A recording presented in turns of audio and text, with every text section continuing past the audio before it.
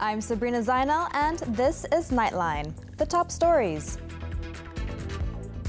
Sarawak election, 349 candidates to vie for 82 seats. Digital National Berhad offers mobile network operators wholesale 5G trial at no cost. And Aung San Suu Kyi's jail sentence reduced from 4 years to 2 years.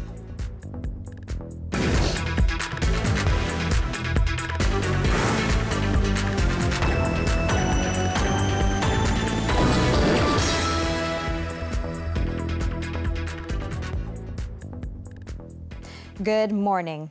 Campaigning in the 12th Sarawak election kicked off on Monday after a total of 349 candidates filed in their nomination papers to contest in the December 18th polls. They are vying the 82 seats up for grabs.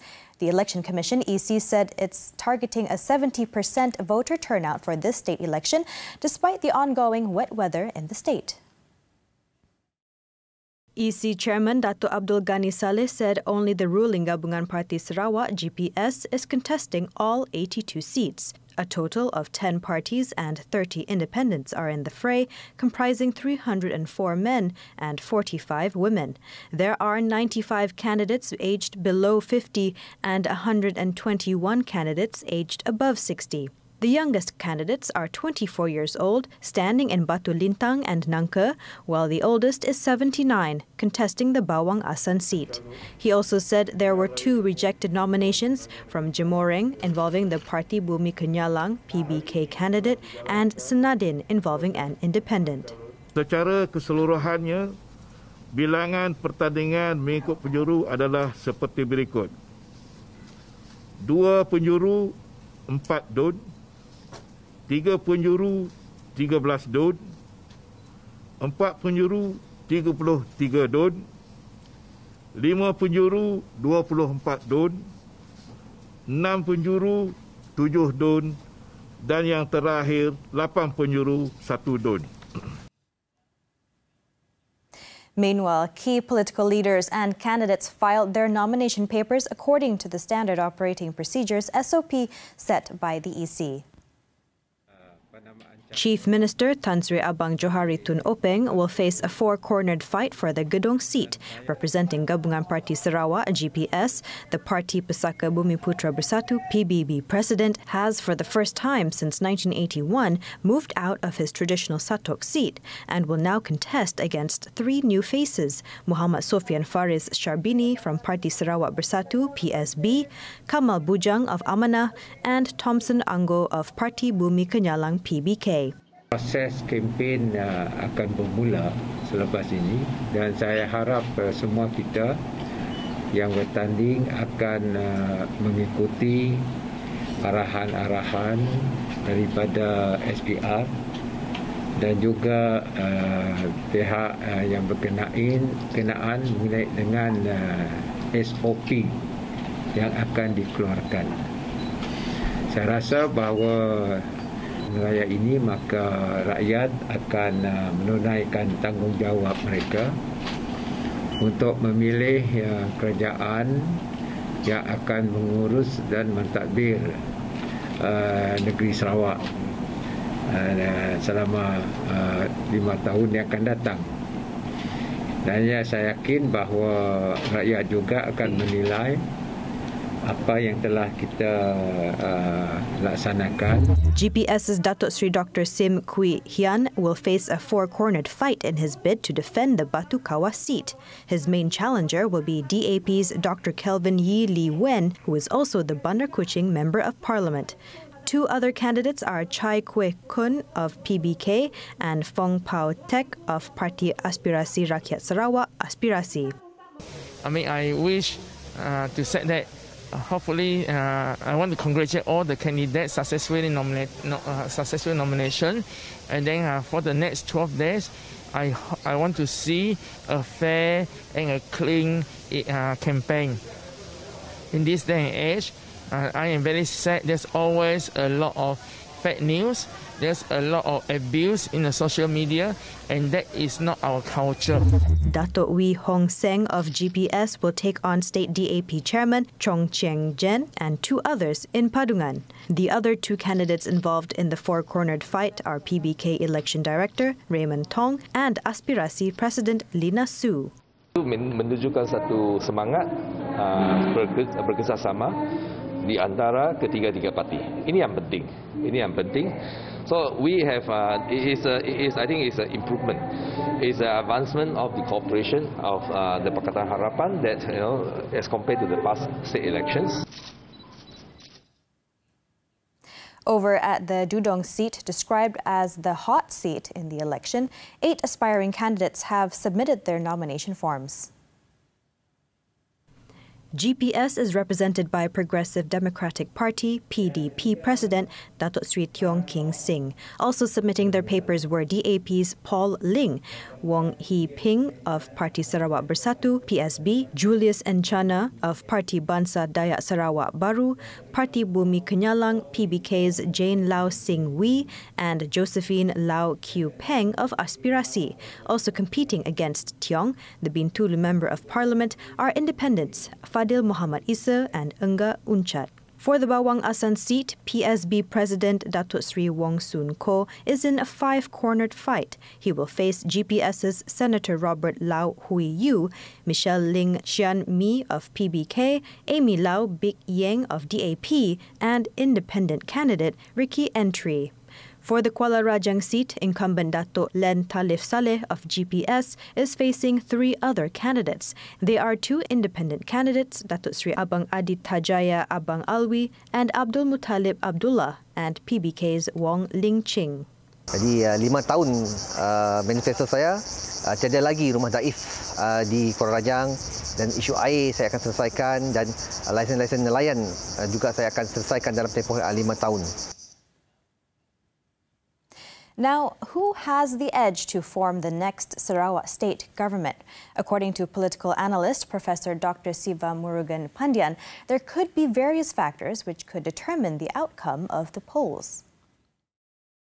There are many ways to look at Sarawak state election, despite many claim that GPS have the edge to form the state government again.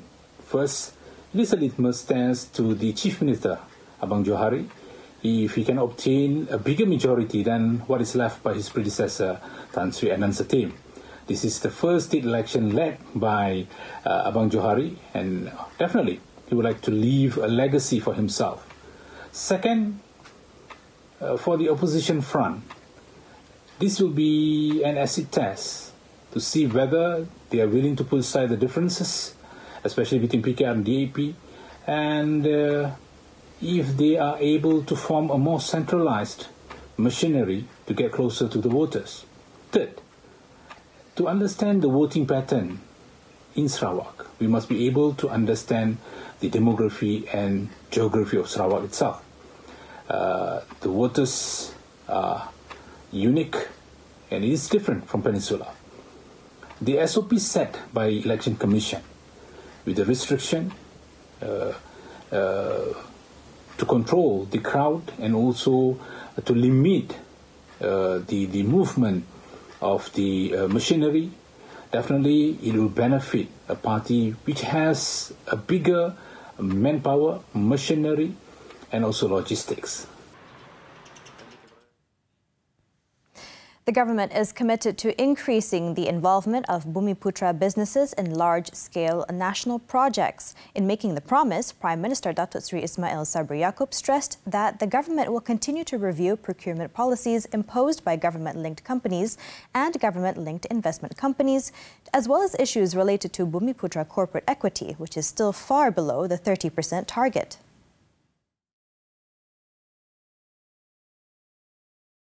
Kerajaan juga sedang mengkaji mekanisme jaringan keselamatan ekuiti ataupun ESN bertujuan untuk memastikan saham yang dipegang oleh agensi bermandat Bumiputra kekal dalam kelompok syarikat Bumiputra sahaja. Mekanisme ini akan diperhalusi agar dapat mencapai ekuiti dan nilai Bumiputra tanpa memberi kesan terlalu besar kepada daya saing agensi-agensi berkaitan dalam urusan pelaburan mereka. The Prime Minister said this at the launch of the Bumiputra Development Action 2030 in Kuala Lumpur on Monday. Datuk Seri Ismail Sabri said although Bumiputras are the majority racial group in the country at 20.9 million, or 69.7% of the population, the socio-economic status of Bumiputras is at a level that still needs improvement, especially in terms of the wealth gap, income gap and low asset ownership. He said Bumiputra's success is not just a Bumiputra agenda alone, but will bring returns to the country as a whole.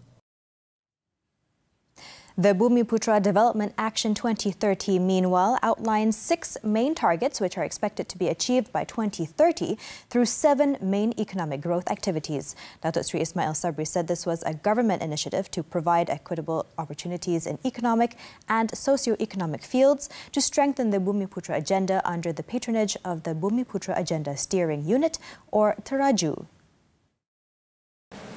Sehingga hari ini, matlamat untuk mencapai 30% penguasaan ekuiti Bumiputra tidak pernah tercapai. Walaupun dasar ekonomi baru diwujudkan sebelum ini untuk menangani masalah ketidakseimbangan ekonomi pelbagai kaum di negara ini. Menyedari situasi inilah, kerajaan komited di dalam usaha meningkatkan penglibatan perniagaan Bumiputra dalam projek nasional berskala besar serta mengkaji polisi perolehan oleh syarikat-syarikat berkaitan kerajaan ataupun GLC dan syarikat pelaburan berkaitan kerajaan ataupun GLIC.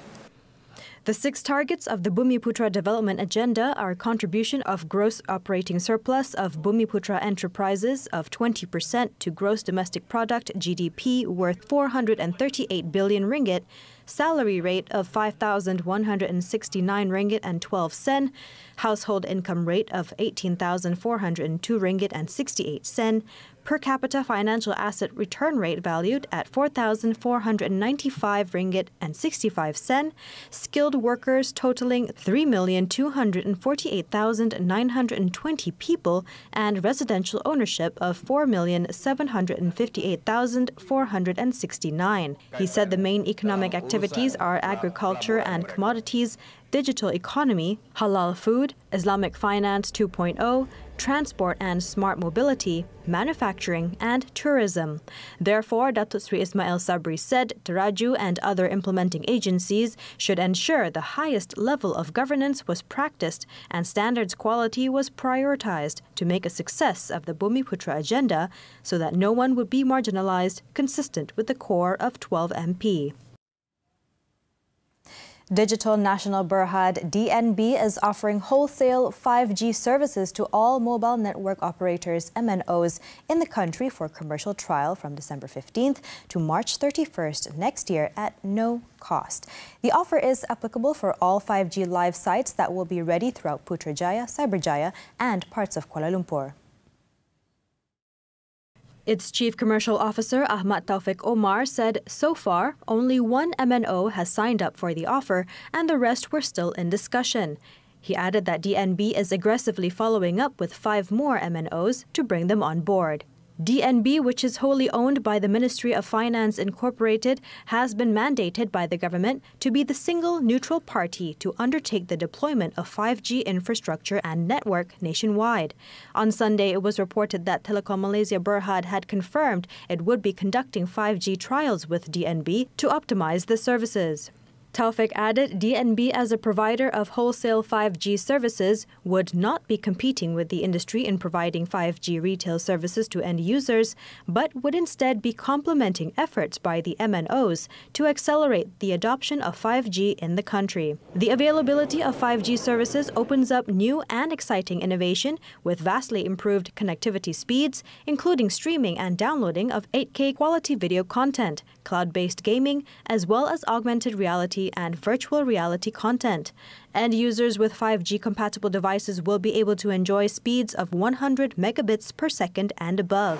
Previously, DNB said it expected to roll out 10% 5G coverage in Putrajaya, Cyberjaya and Kuala Lumpur by the end of this month, involving 500 sites. It also aims to reach 80% coverage of the populated areas in the country with over 7,500 sites by 2024.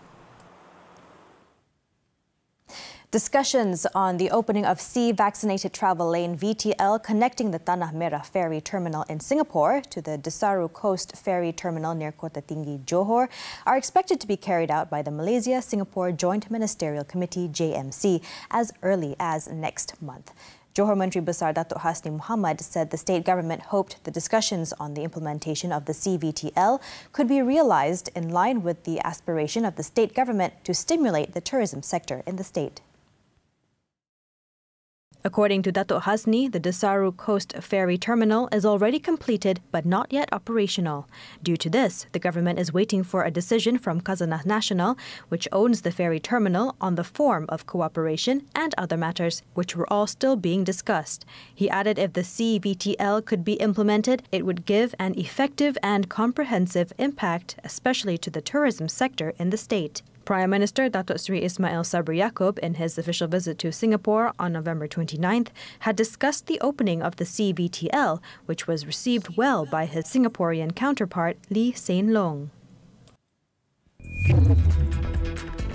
Still to come on Nightline, Ahmad Zahid Hamidi to know his fate in January.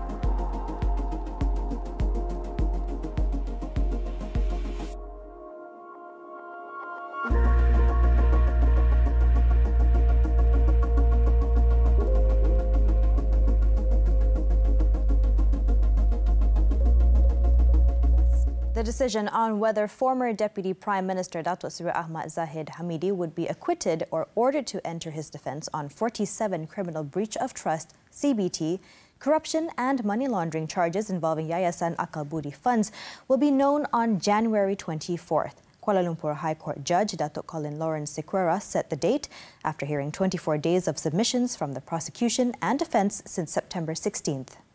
Now, after hearing the submissions by both parties, Datuk Sequeira also fixed 18 days from March 28th to June 30th for the hearing, should the defence be called. The UMNO president is standing trial over 12 charges of CBT, 8 for corruption and the remaining 27 for money laundering, involving tens of millions of ringgit belonging to Yayasan Akal Budi. The prosecution team was led by Senior Deputy Public Prosecutor Datuk Raja Rosela Raja Toran, while the defences comprised lawyers Hisham Teh Po Tek and Hamidi Muhammad Noh.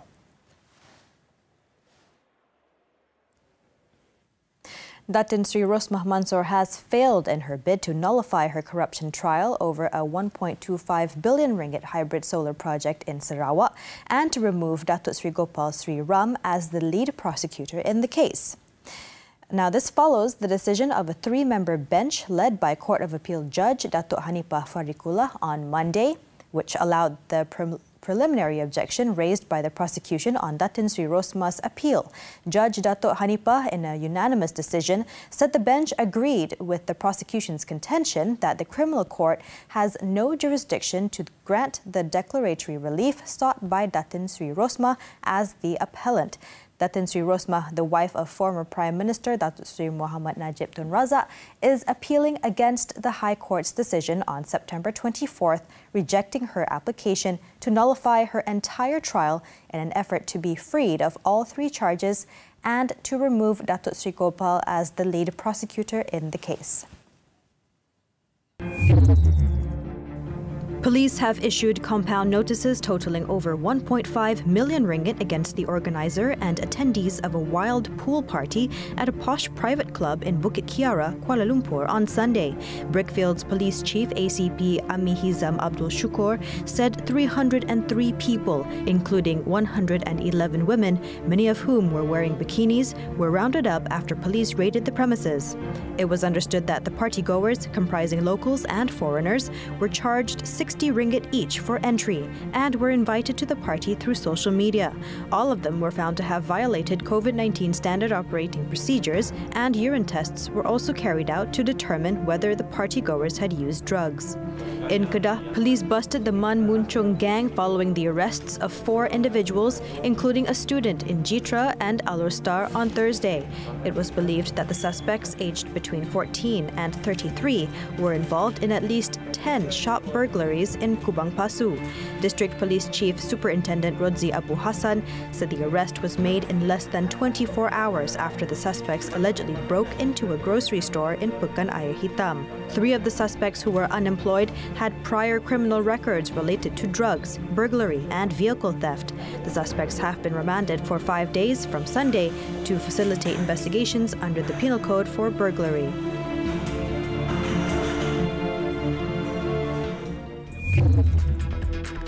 Vaccinated foreigners in South Korea left in limbo under stricter COVID rules. The details and more when we return.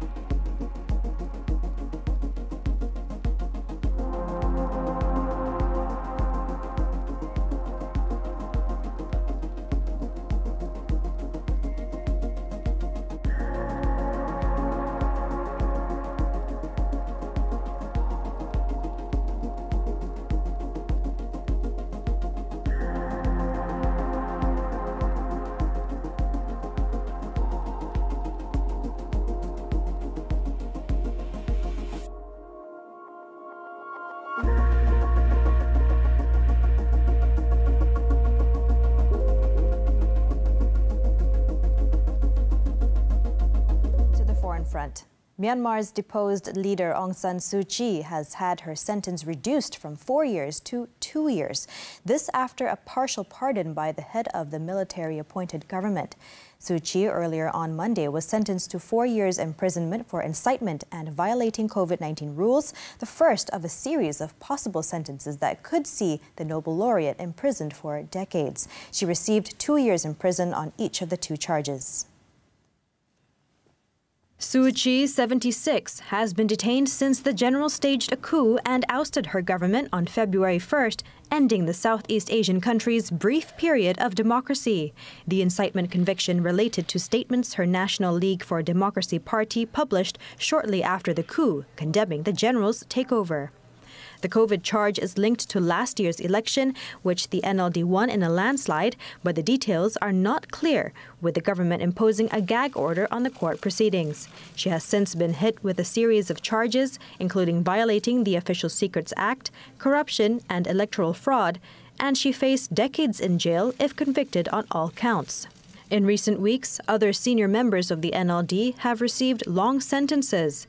Former President Win Myint was also jailed for 4 years on the same charges, while a former chief minister was sentenced to 75 years in jail this month, and a close Suu Kyi aide was jailed for 20. The trial in Naypyidaw has been closed to the media, while the military has barred Suu Kyi's lawyers from communicating with the media and the public. In response to the judgment, the UK, which has previously called for the restoration of democracy in Myanmar, slammed the verdict. Foreign Secretary Liz Truss described the sentencing as another appalling attempt by Myanmar's military regime to stifle opposition and suppress freedom and democracy. She called on the regime to release political prisoners and allow a return to democracy, warning that the arbitrary detention of elected politicians would only lead to further unrest. At the same time, UN Rights Chief Michelle Bachelet, in a statement, deplored the conviction, calling the trial a sham and politically motivated. Meanwhile, a spokesperson for the group that coordinates opposition to Myanmar's military rulers said that Monday's verdict was an act of treason on the part of the generals. So this is nothing to do with us as a rule of law. They would do everything they can to destroy our freedom and our democracy completely and totally, and replace our dreams with military dictatorship forever. Moving on, South Korea on Monday reimposed toughened physical distancing rules amid concerns over the spread of the Omicron variant. This leaves some foreign residents vaccinated overseas effectively barred from places such as restaurants, cafes, and cinemas. Until January 2nd, visitors to higher-risk businesses must show they have been vaccinated or have a negative COVID-19 test result, also known as a vaccine pass. However, South Korea does not recognize the vaccination status of foreigners unless they entered the country under a quarantine exemption. It is unclear how many people are affected, but foreign residents, particularly from Europe and the US, were not eligible for the quarantine exemption because they were given the jab earlier in the year when South Korea had not yet made available. This issue for foreigners stands to become more acute as previous rules that required a vaccine pass or negative test result have now been expanded to include more businesses. So far, health authorities have confirmed 24 Omicron cases in the country, with daily infections hovering around 5,000.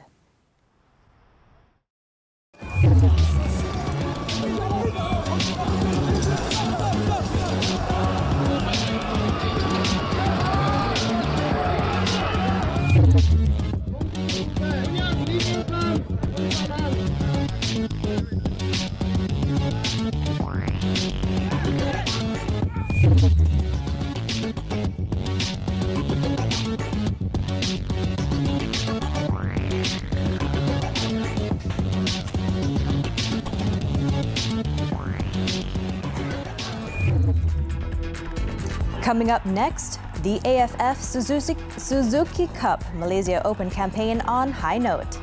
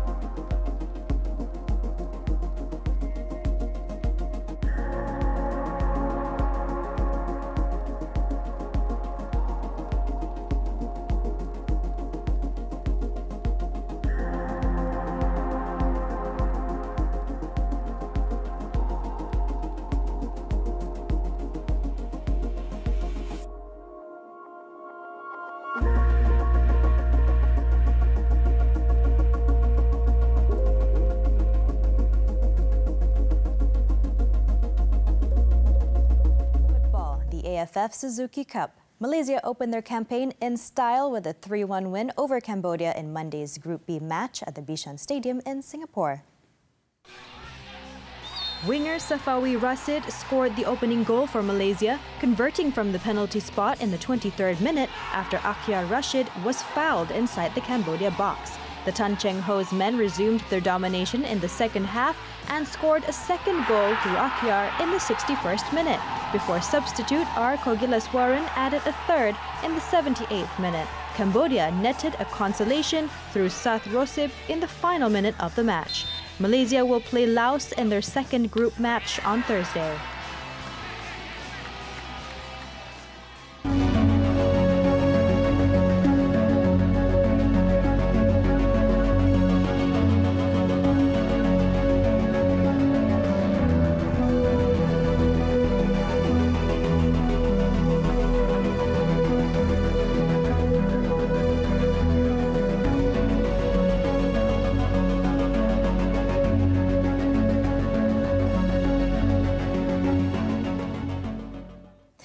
In the U.S., over 200 skiers and snowboarders dressed as Santa Claus took to the slopes of Maine on Sunday for charity. The River Fund Maine organization aims to help young people in the local area in both education and recreation activities. We leave you with the skiing Santas as we wrap up this time around. I'm Sabrina Zainal. Thanks for watching and see you next time. Take care.